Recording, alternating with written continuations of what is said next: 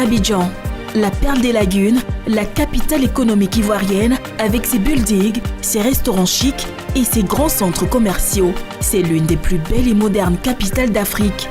Elle fait la fierté des Ivoiriens.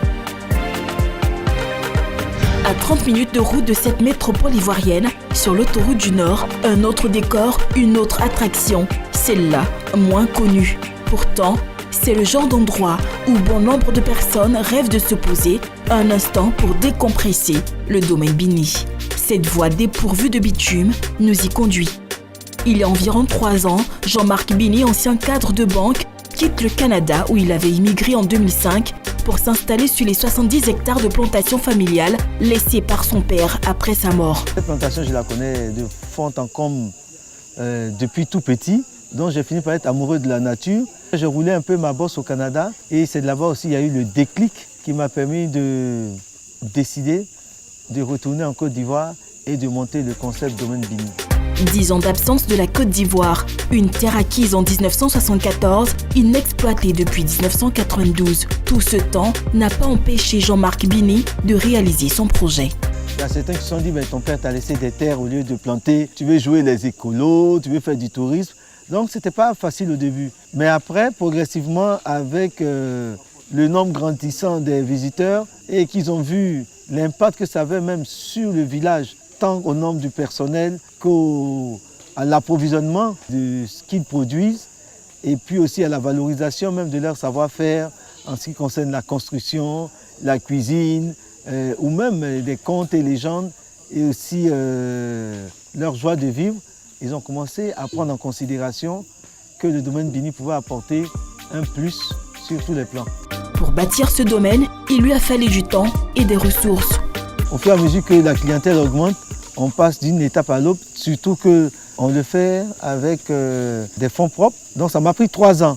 Et aujourd'hui, nous sommes peut-être à 50% ou 60% de ce que je voudrais vraiment faire au domaine Bini. Permettez que je ne dise pas combien ça a coûté, parce que je suis allé vraiment avec presque zéro. Mais aujourd'hui, quand on évalue tout le patrimoine, tout l'équipement qu'il y a, ça peut se compter au bout de 3 ans en dizaines de millions. Aujourd'hui, le domaine Bini attend des compagnons. C'est ainsi qu'on nomme les clients ici. Aujourd'hui, on a 2 groupes qui viennent, un groupe de 5, un groupe de 15. Donc ça fait à peu près 20 personnes. Il faut que tu te prépares vite, vérifie que tes talkie-walkie marchent et puis vois aussi avec Magloire comment organiser tout ça pour que tout se passe bien. N'oublie pas, on est dans une zone actuellement, c'est un peu le microclimat, il peut pleuvoir comme ne pas pleuvoir. Donc vois tout ça pour voir le timing de départ. Okay. C'est bon? C'est bon. Okay. Prépare les chiens et puis un groupe part vers la droite et un groupe vers la gauche. À la mi-journée, les compagnons attendus débarquent. C'est le maître des lieux lui-même qui se charge de l'accueil. Ça va? Oui, ça va très bien. Bon, mais on a commencé la bise, on va pas... Waouh! Et à la fin... Ah, d'accord, c'est toute la famille. Bonjour. Le cœur y est. Le cœur y est, Jean-Marc Bini. Monsieur Bini les installe. Puis, comme le veut la tradition du domaine, il leur offre à boire du lait de coco ou du bandit blanc, le vin de palme local. Puis, selon la tradition africaine, il prend de leurs nouvelles. Ensuite, il leur dévoile le programme qui les attend. Une journée se passe en 3 étapes.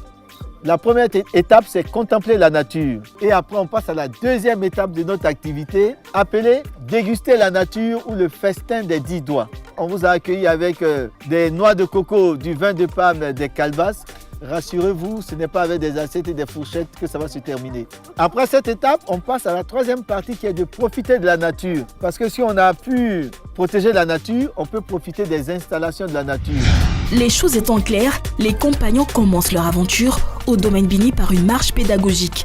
Une éco-randonnée au cours de laquelle Arsène, leur guide, leur apprend beaucoup sur Coffre Dame Nature. Ici, nous sommes dans une plantation d'EVA. Tous les arbres que vous voyez là, c'est l'EVA. Pour récupérer le latex, on coupe minutieusement l'écorce. Et il y a un liquide blanc qui sort qu'on appelle le latex. C'est ce qui nous sert à faire tout ce qui est pneumatique.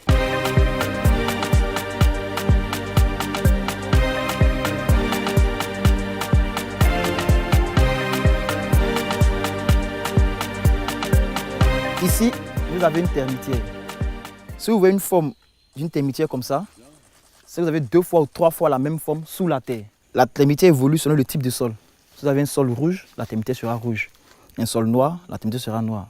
Mais après quelques minutes de marche, une invitée imprévue, la pluie, va s'inviter dans cette randonnée.